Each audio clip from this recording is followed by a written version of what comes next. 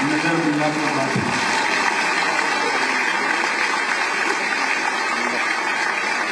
मैं आपके काम के महत्व को समझता हूँ, अगर इसमें कोई विक्षेप नहीं आएगा, मुझे श्रद्धा है। आप बैठ जाइए, कृपया आप भी आराम से राजभाषा के लिए मेरे विचार जो है वो सुनिए।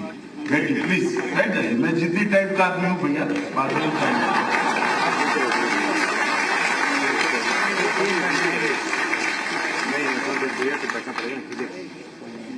मंच पर उपस्थित उत्तर प्रदेश शासन के सम्मानित मुख्यमंत्री योगी आदित्यनाथ जी,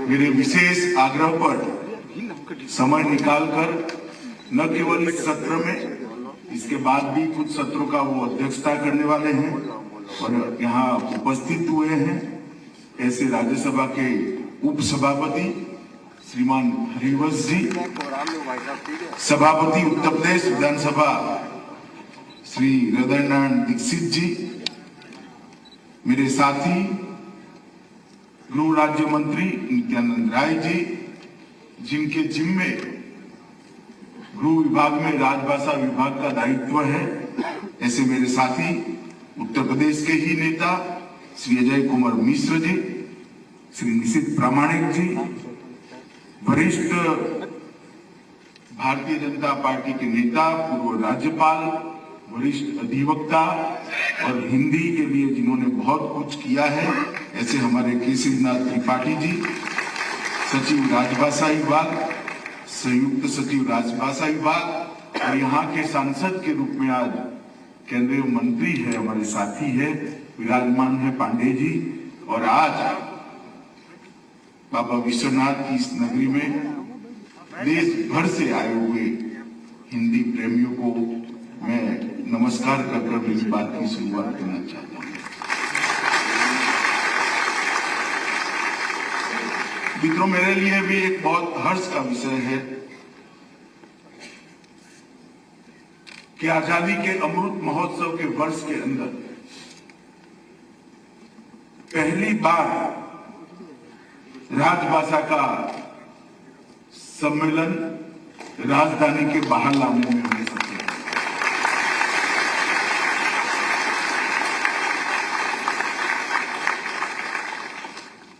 कोई भी सरकारी परिपत्र, अधिसूचनाएं तब तक लोकभोग्य नहीं होती है जब तक जन आंदोलन में परिवर्तित नहीं होती। और ये राजभाषा को गति देने का जो जरिया है, अखिल भारतीय राजभाषा सम्मेलन, उसको भी दिल्ली के गलियारों से बाहर निकालने का हमने 2019 में ही निर्णय किया। मगर 2 साल कोरोना काल रहा, हम नहीं कर पाए। परंतु आज मुझे आनंद है कि योगानुयोग की है, ईश्वर कृपा ही है कि ये नई शुभ शुरुआत उस वर्ष में होने जा रही है जो हमारा आजादी का अमृत महोत्सव है। और देश के प्रधानमंत्री मोदी जी ने कहा है कि अमृत महोत्सव हमारे लिए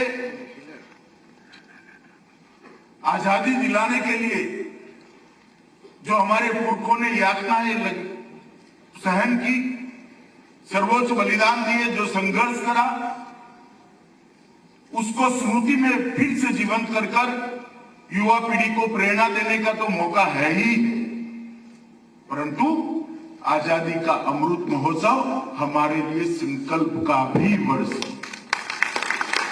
इसी वर्ष में 130 करोड़ भारतीयों ने तय करना है कि जब आजादी के 100 साल होंगे, भारत कैसा होगा, कहां होगा,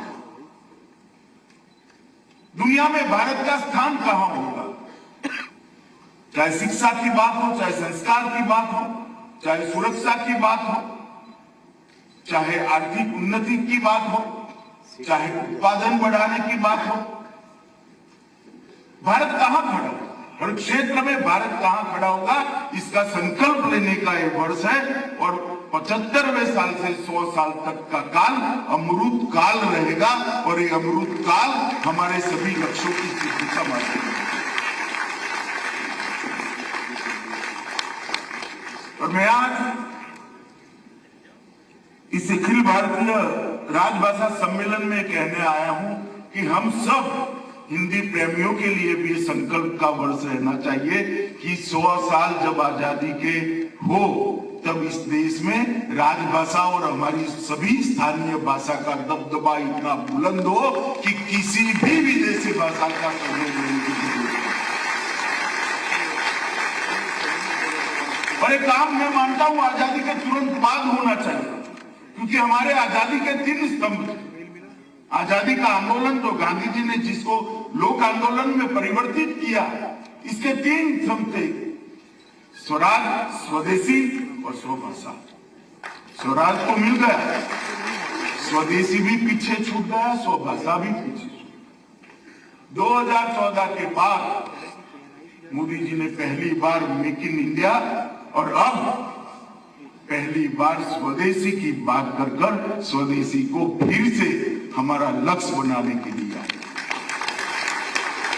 और इस आजादी के अमृत महोत्सव के अंदर मैं देश भर के सभी लोगों का आह्वान करना चाहता हूं कि एक और लक्ष्य हमारा छूट गया था, स्वभाषा का, उसको हम फिर से एक बार स्मरण करें और हमारे जीवन का।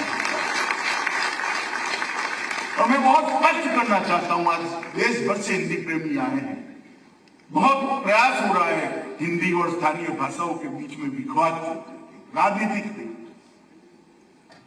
मैं बहुत मन से मानता हूं, मैं भी हिंदी भाषी नहीं, गुजरात से आता हूं, मेरी मातृभाषा गुजराती है, मुझे गुजराती बोलने में कोई परहेज नहीं, मगर मैं गुजराती जितना ही प्यार बल्कि इससे थोड़ा अधिक प्यार हिंदी को करता हूं।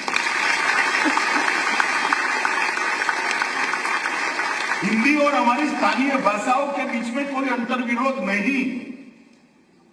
हिंदी सभी स्थानीय भाषाओं की सहेली है, सखी है और सखियों के बीच में कभी अंतर नहीं। राजभाषा का विकास तभी हो सकता है जब स्थानीय भाषाओं का विकास होगा, और स्थानीय भाषा विकास सातत्यपूर्ण तरीके से तभी विकसित हो सकती है जब राजभाषा एक देश भर के अंदर मजबूत होगी। ये दोनों पूरक है, दोनों के बीच में कोई अंतर नहीं। तो राजभाषा विभाग का काम है कि स्थानीय भाषाओं को हम मजबूत करें और देश की जनता के, देश भर की जनता का ये लक्ष्य होना चाहिए कि हम राजभाषा को करें। मित्रों, मेरे लिए एक और आनंद का विषय है कि जब हमने इस राजभाषा सम्मेलन को दिल्ली के बाहर निकालने का निर्णय किया, तो वो सम्मेलन, पहला सम्मेलन काशी में हो रहा है। विश्व की सबसे पुरानी नगरी है, बाबा विश्वनाथ का धाम है, मां गंगा का सानिध्य है, और हमेशा मां सरस्वती की उपासना करने वालों के लिए ये स्वर्ग रहा है काशी। भाषा की उपासना करने के वालों के लिए, व्याकरण की उपासना करने वालों के लिए काशी हमेशा एक गंतव्य स्थान रहा है कि काशी जाएंगे और विद्या को प्राप्त करेंगे और अपने मोक्ष का पूरे विश्व के अंदर ये मान्यता है। आज उसी जगह पे आज हम आजादी के अमृत महोत्सव में यहाँ है और संकल्प लेने के लिए यहाँ है कि आजादी के अमृत काल के अंदर जब 100 वर्ष होंगे तब हम स्वभाषा का लक्ष्य भी हम पूर्ण करेंगे। मित्रों, काशी एक सांस्कृतिक नदी है। देश के इतिहास को काशी से अलग कर देखे तो लिख ही नहीं पाते। चाहे रामायण काल हो, चाहे महाभारत काल हो, चाहे उसके बाद में गौरवमय इतिहास हो देश का रहा वो हो, चाहे आजादी का आंदोलन हो, अब चाहे देश के विकास की दिशा में ले जाने वाला, देश को दुनिया में सबसे सम्मानित जगह पे पहुंचाने वाला प्रधानमंत्री जिस काशी से सांसद हो वो काशी। काशी को देश के इतिहास से अलग कर हम नहीं देख सकते। और जहां तक भाषा का सवाल है, काशी भाषा का गौमुख है। भाषाओं का उद्भव, भाषाओं का शुद्धिकरण, व्याकरण को शुद्ध करना और व्याकरण को लोकभोग्य बनाने में चाहे कोई भी भाषा हो, काशी का बहुत बड़ा योगदान है। और इसलिए इस सम्मेलन का बहुत बड़ा महत्व है। ये जो आज जो हम हिंदी बोल रहे हैं, लिखते हैं, उसका जन्म यही काशी के अंदर, यही बनारस के अंदर हुआ है। भारतेंदु बाबू हरिश्चंद्र को कौन भूल सकता है। हमने यही बनारस से ही खड़ी बोली का क्रमवार विकास देखा है और एक खड़ी बोली का जो क्रमवार विकास हुआ है और एक समृद्ध भाषा बनकर आज हिंदी हमारे सामने खड़ी है, इसकी पूरी यात्रा को मैं प्रणाम करता हूं और वो हमारे लिए हमेशा प्रेरणा का स्रोत है। 19वीं सदी के अंतिम 2 दशक हमारे देश के इतिहास को देखे तो घटना बहुल थी। ढेर सारी घटनाओं समांतर रूप से देश भर में घटित होती गई। 1893 में आर्य समाज के अंदर एक आंदोलन चला। साकार और पश्चिमी शिक्षा के मुद्दे पर एक बहुत बड़ा मतभेद हुआ और उस वक्त शिक्षा का माध्यम क्या हो, शिक्षा की भाषा क्या हो, इस पर पहली बार चर्चा हुई, जिसको अधिकृत चर्चा कह रहे हैं। और 1868 में पहली बार यहाँ पर कुछ ब्राह्मण विद्वानों ने इस मुद्दे को उठाया था और मांग उठी थी कि शिक्षा की भाषा हिंदी होनी चाहिए। और इस मांग को तत्कालीन लेफ्टिनेंट गवर्नर ने मान भी लिया और नौकरों में जो अभिजातीय तरीके से उर्दू भाषा को प्राथमिकता दी जाती थी, उसको चुनौती मिलकर हिंदी राजभाषा बनने की दिशा में पहला कदम उसी वर्ष रखा। हिंदी भाषा का उन्नयन, उसका कोश और व्याकरण कैसा बने, इसकी शुरुआत भी 1893 में काशी नागरी प्रचारिणी सभा के स्थापना का कारण ही होता कि हिंदी का शब्दकोश बने, इसका उन्नयन हो और उसके व्याकरण का कोई प्रारूप बने। हिंदी का पहला व्याकरण कामता प्रसाद गुरु ने इसी शहर में लिखा और उसको आगे बढ़ाया। हिंदी का पहला शब्दकोश हिंदी शब्द सागर यही बनारस के अंदर बना और उसको फिर अनेक विद्वज्जन समृद्ध करते गए। हिंदी भाषा और साहित्य का पहला संगठित इतिहास पंडित रामचंद्र शुक्ल ने इसी काशी के अंदर लिखा।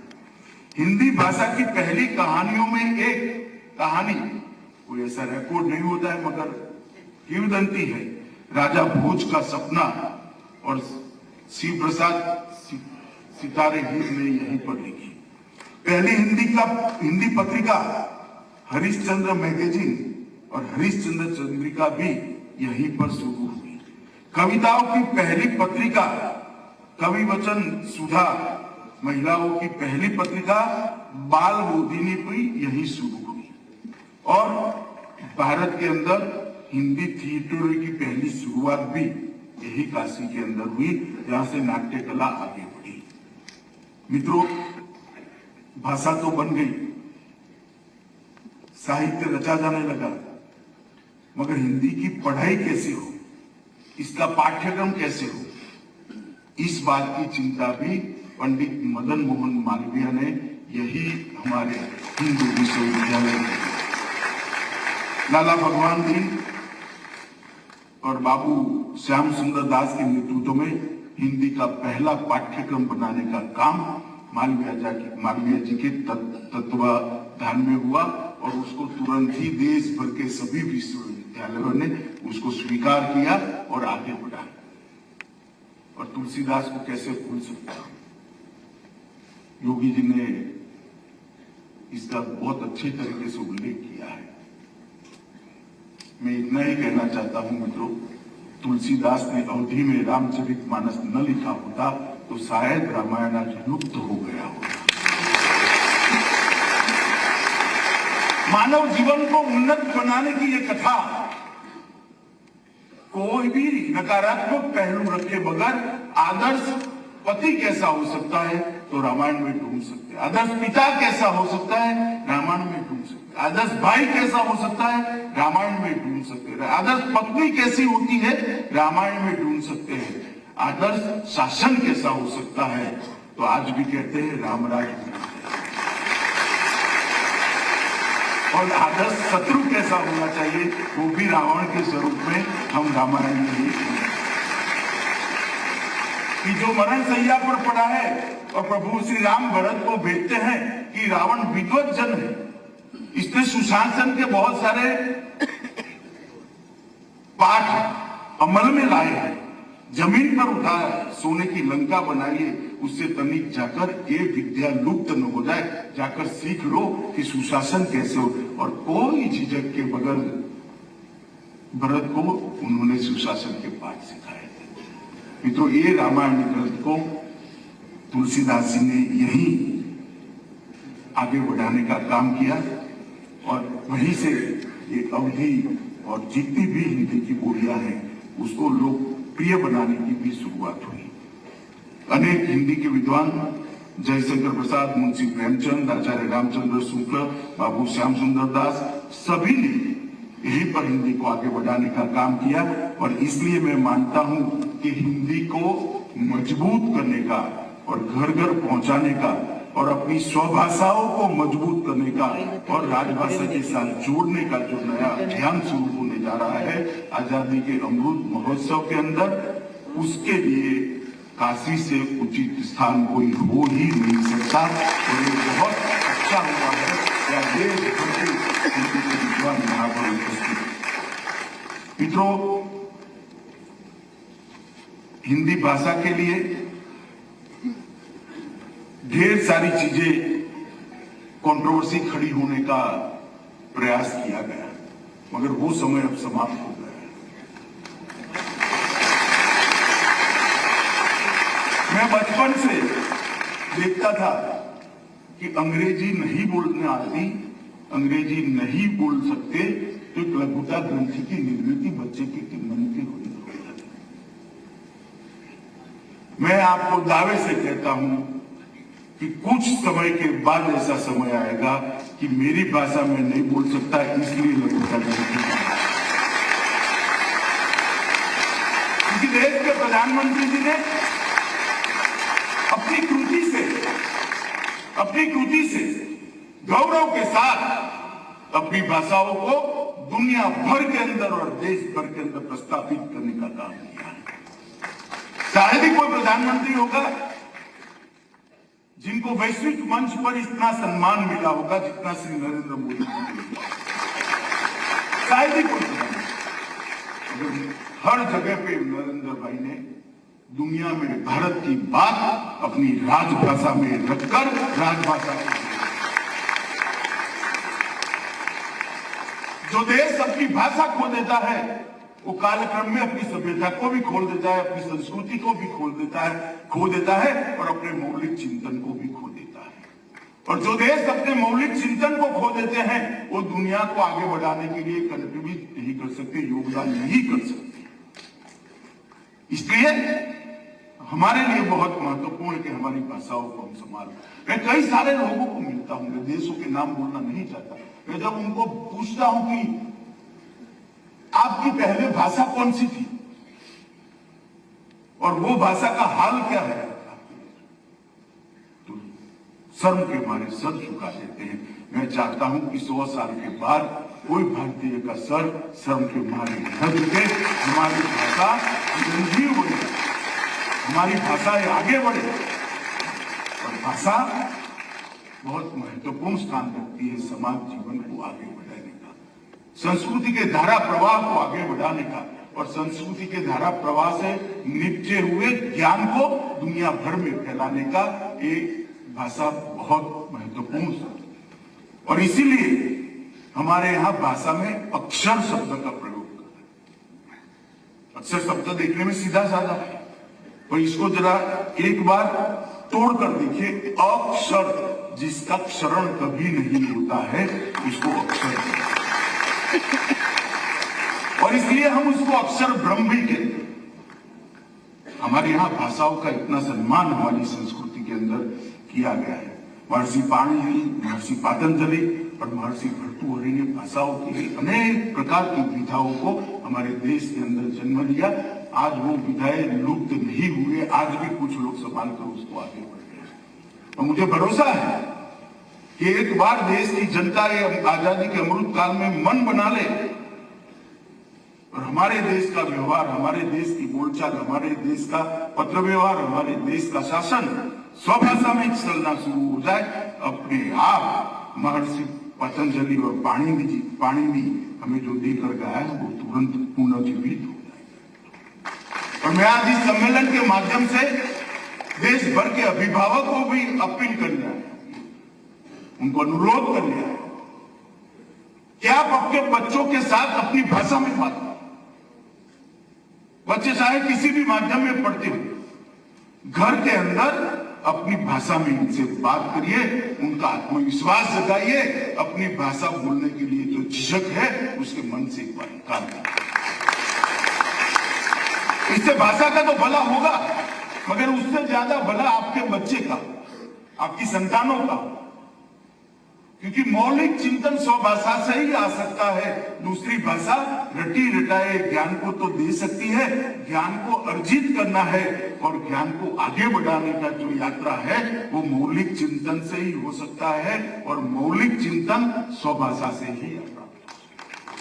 अगर आपने आपके बच्चे के मौलिक चिंतन को एक बार समाप्त कर दिया तो आपका बच्चा देने वाला नहीं बनेगा, देने वाला बनेगा। और हर माँ बाप ने ये लक्ष्य रखना चाहिए कि मेरा बेटा, मेरी बेटी, मेरी संतान दुनिया को देने वाले बने, दुनिया से। और इसलिए ये भाषा, हमारी स्वभाषा को मजबूत करना बहुत जरूरी है। मित्रों, दुनिया में लगभग 6000 भाषाएं बोली जाती हैं, मगर मैं मानता हूं कि भाषाओं के बारे में हमारे देश को ईश्वर की कृपा है, मां सरस्वती की कृपा है। सबसे ज्यादा बोली जाने वाली और लिपिबद्ध भाषाएं अगर किसी एक देश में है तो वो भारत है। और हजारों साल का हमारा इतिहास, हजारों साल की हमारे संस्कृति का धारा प्रवाह इसके अंदर समाहित, उसको आगे बढ़ाना है। भाषा जितनी सशक्त होगी, समृद्ध होगी, उतनी ही संस्कृति, सभ्यता विस्तृत होगी और सशक्त होगी, और उतनी ही चिरंजीव होगी।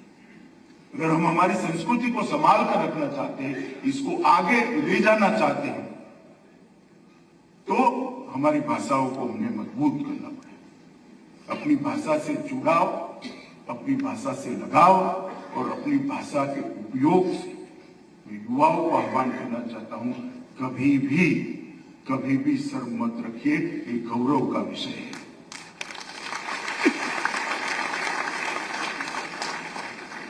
और मैं फिर से एक बार कहना, मैं हिंदी में भाषण कर रहा हूं, हो सकता है कोई शब्द मेरे गुजराती में आ जाएंगे, मगर हिंदी में मैं बात करता हूं, गुजराती में शब्द आ जाएंगे, मगर देश भर से, अलग अलग प्रदेशों से आए सारे लोग उसको समझ जाएंगे, उसका मुझे पूरा भरोसा है, क्योंकि हमारी हर भाषा एक दूसरे के साथ जुड़ी हुई है। मित्रों, आज मैं फिर से कहना चाहता हूं कि हमारा पूरा बल होना चाहिए कि ये जो लघुता ग्रंथि अंग्रेजी शासन काल के अंदर हुई है वो बदलनी पड़ेगी, उसको युवाओं के मन से निकालना पड़ेगा और घबराहट की जगह गौरव की अनुभूति हो, इस प्रकार के वातावरण की निर्मित हो। किसी भी मंच पर आप अपनी भाषा के अंदर आपके मौलिक विचारों को रखिए। एक जमाना था जब घबराहट होती थी, मैं बताता हूं एक जमाना अब शुरू हो चुका है जब गौरव की अनुभूति होगी। घबराहट से गौरव को बदलना एक बहुत बड़ी उपलब्धि है नरेंद्र मोदी जी के शासनकाल की। स्वभाषा ही अभिव्यक्ति को सुनिश्चित करती है, स्वभाषा ही चिंतन को गति देती है और स्वभाषा ही नए परिमाणों को और नए परिमाणों की दिशा में सोचने के लिए हमें उद्वेलित करती है। स्वभाषा व्यक्ति के विकास के लिए बहुत महत्वपूर्ण है। मित्रों, आत्मसम्मान अगर हमें खड़ा करना है तो हमें राजभाषा और स्वभाषा दोनों को मजबूत करना पड़ेगा। मित्रों, प्रधानमंत्री जी के नेतृत्व में जो नई शिक्षा नीति बनी है, इसका एक प्रमुख स्तंभ है कि भारतीय भाषाओं का संरक्षण और संवर्धन और राजभाषा का भी संरक्षण और संवर्धन। शिक्षा का मूल आधार सोचना है। शिक्षा का मूल आधार स्मरण है। लिखाई पढ़ाई होती रहती, इसीलिए एक जमाने में हमारे यहाँ श्रुति और स्मृति को महत्व देते थे, मगर सोचना और स्मरण करना दोनों चीजें स्वभाषा में जितने अच्छे तरीके से होती है, इतना काहे पर भी नहीं होता है। और मैं आप सबको आग्रह करना चाहता हूं कि मोदी जी के नेतृत्व में जो नई शिक्षा नीति बनी है, इसका आप अध्ययन करिए। इसमें स्वभाषा पर, राजभाषा पर बहुत बल दिया गया है और मोदी जी के नेतृत्व में अनेक प्रकार के अभ्यास करते हैं। इंजीनियरिंग का हो या मेडिकल का हो, इस सब के अनुवाद अलग अलग भाषाओं में, अभी तक तो 8 भाषाओं में तो शुरू हो चुके हैं, राजभाषा में भी शुरू। इसकी पढ़ाई लिखाई जब जिस दिन इस भाषाओं में शुरू होगी, मैं बताता हूं अनुसंधान में हमारा देश सबसे ऊपर होगा, क्योंकि अनुसंधान अपनी भाषा में ही सबसे अच्छा होगा। हमारा देश पिछड़ गया, इसका मूल कारण यह है कि पढ़ाई लिखाई, अनुसंधान के विषय हमारी भाषाओं में नहीं। और मोदी जी ने ये जो परिवर्तन किया है,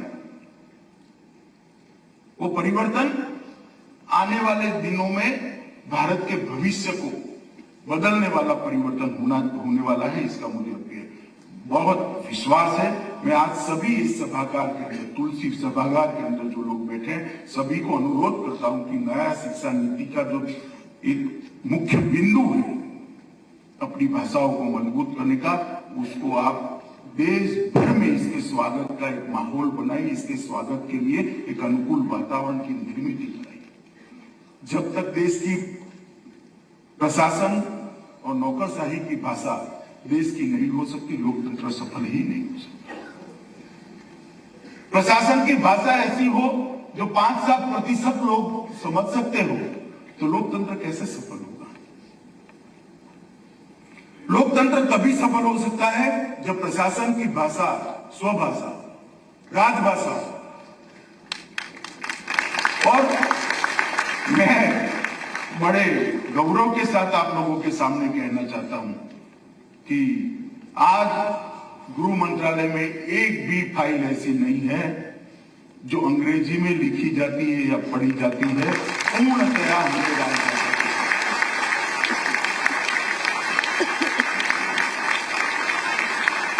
और बहुत सारे विभाग भी इस दिशा में आगे बढ़े और मुझे भरोसा है कि शासन तभी लोकयोग्य होता है जब आम जन की भाषा में शासन चलता है। आप कोई भी परिपत्र निकाल दो, कोई भी अध्यादेश निकाल दो, अगर जब आपके देश की जनता ही उसको पढ़ नहीं सकती, इसको स्वीकार कैसे करें? और ये परिवर्तन मोदी जी के नेतृत्व में आ रहा है। मित्रों, अमृतकाल के अंदर हमने कुछ लक्ष्य देखे कि इस देश की शिक्षा की भाषा स्थानीय भाषा और राजभाषा, इस देश की प्रशासन की भाषा स्थानीय भाषा और राजभाषा, इस देश की न्याय व्यवस्था की भाषा स्थानीय भाषा और राजभाषा, इस देश की तकनीक की भाषा स्थानीय भाषा और राजभाषा हो, और जनसंचार की भाषा, मनोरंजन की भाषा भी स्थानीय और राजभाषा हो। अगर हम ये लक्ष्य तय करते हैं तो कोई संघर्ष करने की जरूरत नहीं है। ये उद्देश्य इतने बड़े हैं, सिर्फ हम विश्वास के साथ, आत्मविश्वास के साथ लोगों के सामने लगे, जनमानस उसको तुरंत स्वीकार कर लेगा। कोई संघर्ष मत। राजभाषा के प्रचार के लिए किसी के साथ संघर्ष की जरूरत नहीं है, स्वभाषा के प्रचार के लिए किसी के साथ संघर्ष की जरूरत नहीं है। वो अब इसकी नियति है इसका बढ़ना, इसकी नियति है इसका आगे। हमें उसमें उद्दीपक का काम है, हमें इसको आगे ले जाने का वाहक का काम करना है, और वो आज मुझे लगता है कि हमने तय करना चाहिए। ये 5 जो चीजें हैं जहां भाषा को हमने मजबूत करना है, उस पर मेरा आप सबसे आग्रह है कि देश में इस प्रकार की वातावरण की निर्मित करने के लिए भी हम आगे बढ़े। मित्रों, देश का आजादी का इतिहास और देश के इतिहास को अलग अलग भाषाओं में, अलग अलग राज्यों में राज्यों के इतिहास पढ़ा है। मेरा तो सभी विद्वज्जनों से आग्रह है कि इसका राजभाषा में अनुवाद करने की एक मुहिम चलानी चाहिए। गुजरात का इतिहास है, अगर वो गुजराती में तो उत्तर प्रदेश का बच्चा कैसे पढ़ेगा? अगर ये राजभाषा में है तो पढ़ पाएगा। उड़ीसा का एक अपना इतिहास है, अगर वो सिर्फ उड़िया भाषा में है तो वो गुजरात का बच्चा कैसे पढ़ेगा? हिमाचल का बच्चा कैसे पढ़ेगा? अगर वो राजभाषा में है तो उसको पढ़ पाएगा। और राष्ट्रीय एकात्मता की निर्मित के लिए बहुत जरूरी है कि देश के कोने कोने में बिखरे हुए इतिहास की घटनाओं को और इतिहास के पुस्तकों को राजभाषा में अनुवादित किया जाए। एक राजभाषा विभाग ने अभी एक अभियान दिया है, कार्यालयीन कामकाज के लिए सरल सुस्पष्ट शब्दकोश रखेंगे, मगर मैं हिंदी के विद्वानों को थोड़ा एकदम गले नहीं उतरेगा, हजम भी नहीं होगा, हमने हिंदी को लचीली भी बनानी पड़ेगी।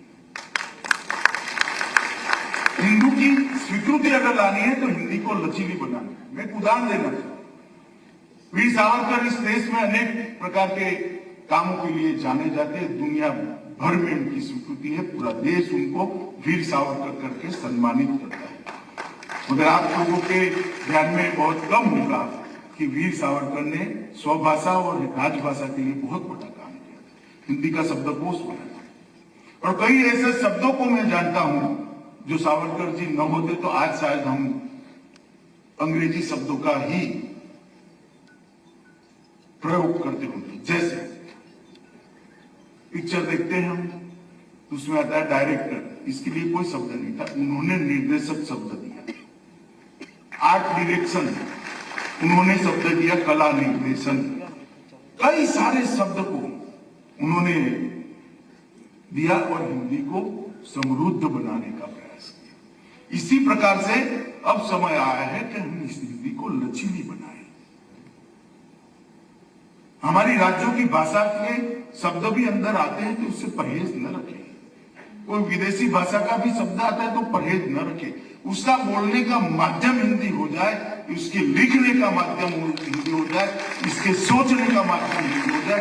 इतना एक बार करो, हिंदी अपना रास्ता अपने आप खोलेगी। मगर हिंदी को लचीली भी बनाना पड़ेगा। और ये जो शब्दकोश राजभाषा विभाग तैयार कर रहा है, वो मुझे लगता है कि हिंदी को प्रशासन की भाषा बनाने में बहुत बड़ा योगदान है। आज जो सत्र चलने वाले हैं 2 दिन तक, उसमें कई सारे विषय हैं। इसमें एक विषय भारतीय भाषाओं में पत्रकारिता का भी है और भारतीय भाषाओं का स्वतंत्र संग्राम में योगदान का भी है। मित्रों, मैं मानता हूं ये दोनों बहुत बड़े विषय हैं और हमें इसको लोकभोग्य बनाकर जन जन तक पहुंचाना पड़ेगा। और मैं आपको कहता हूं, एक जमाने में कहा जाता था कि हम पर जो अंग्रेजी थोपी गई राज्याश्रय से थोपी गई थी। ये इसलिए करना पड़ा था कि वो विदेशी भाषा थी। हिंदी और राजभाषा को राज्याश्रय से नहीं थोपना है, हमारे प्रयासों से इसको सर्वस्वीकृत शासन तो करेगा, मोदी जी के जितने भी आप भाषण सुनते हैं, आप देखेंगे हिंदी में ही होंगे। अब शासन के अंदर भी हिंदी भाषा प्रयोग में आने लगी, परंतु इससे कुछ नहीं होगा जब तक जनमानस के अंदर अपने अपने राज्य की भाषा और राजभाषा की स्वीकृति का हम एक प्रकार का वातावरण निर्मित नहीं करेंगे, ये कभी नहीं होगा। और मैं आप सबको कहना चाहता हूं कि हिंदी के शब्दकोश को भी समृद्ध करने की जरूरत है। बहुत सारे विद्वज्जन यहाँ पर बैठे हैं, मेरा आप सबसे अनुरोध है कि इसके लिए भी हमने काम करना चाहिए। एक समय आ गया है कि इसको नए सिरे से देखा जाए। कुछ विद्वानों की कमेटी बने, अगर मेरा संपर्क करोगे आप तो मैं जरूर इसके लिए समय भी दूंगा और सरकार जो मदद करना चाहे करेगी। हिंदी के शब्दकोश को मजबूत करना चाहिए, विस्तृत करना चाहिए, इसकी सीमाओं को बढ़ा देना चाहिए। एक परिपूर्ण भाषा, एक संपूर्ण भाषा बनाने के लिए कुछ विद्वज्जनों ने काम करना पड़ेगा और बहुत समय हो गया है हिंदी के शब्दकोश के ऊपर एक नजर भी किसी को डाले के नया क्या बना सकते हैं। और अगर इस पर नहीं सोचेंगे तो मैं आपको बताता हूं, काल अपना काम करता है। हम अपना काम नहीं करेंगे तो काल अपना काम करेगा, धीरे धीरे काल पाई होगी। क्योंकि भाषा तो नदी जैसी है, बहती रहती है। नई चीजों को जोड़ने के लिए भी हमारे विद्वज्जन आगे आए, ऐसी मैं सबको अपील भी करना चाहता हूँ, सबको आह्वान भी करना चाहता हूँ। मित्रों, ये 2 दिन का जो सम्मेलन रखा है, ये 2 दिन के सम्मेलन के अंदर ढेर सारे विषयों को आज यहाँ इसके बाद जो होगा उसमें चर्चा में लाए जाएंगे। स्वतंत्रता संग्राम और स्वतंत्र भारत में संपर्क की भाषा का एक विषय है, एक मीडिया में हिंदी का प्रभाव और योगदान है, राजभाषा के रूप में हिंदी की विकास यात्रा और योगदान, इसका पूरे इतिहास पर चर्चा होने वाली है। वैश्विक संदर्भ में हिंदी के सामने चुनौतियां, इस विषय पर भी चर्चा होने वाली है। भाषा चिंतन की भारतीय परंपरा और संस्कृति के निर्माण में हिंदी की भूमिका, इस पर भी चर्चा होगी और न्यायपालिका में हिंदी के प्रयोग पर भी चर्चा होगी और एक बहुत अच्छा सांस्कृतिक कार्यक्रम भी होगा। तो मैं आशा करता हूं कि ये 2 दिन का जो राजभाषा का राष्ट्रीय अधिवेशन है वो बहुत सफल रहेगा और मुझे विश्वास है कि आजादी के अमृत काल में, जब आजादी के शताब्दी जो लोग भी मनाते होंगे, वो इनको हिंदी के लिए इतना बोलने की जरूरत नहीं पड़ेगी, राजभाषा के लिए बोलने की जरूरत नहीं पड़ेगी। 25 साल में इस काम को हम पूरा करने का लक्ष्य रखने के लिए, और मोदी जी ने जो कल्पना की है आजादी के अमृत काल की, उसमें स्वदेशी और स्वभाषा, उसको हम फिर से एक बार, स्वराज मिल गया है, उसको सुराज में बदलना है। स्वदेशी और स्वभाषा छूट गए हैं, उसको फिर से एक बार चर्चा में लाकर देश का एक महत्वपूर्ण कार्यक्रम बनाना है। तो आप सभी का सहयोग मिलेगा, उसका मुझे भरोसा है। आज देश भर से यहाँ पर जो हिंदी प्रेमी आए हैं, उनका मैं भारत सरकार और देश के प्रधानमंत्री जी की ओर से हृदय से बहुत बहुत धन्यवाद करता हूँ। और मैं आप सभी को फिर से एक बार अपील करते हैं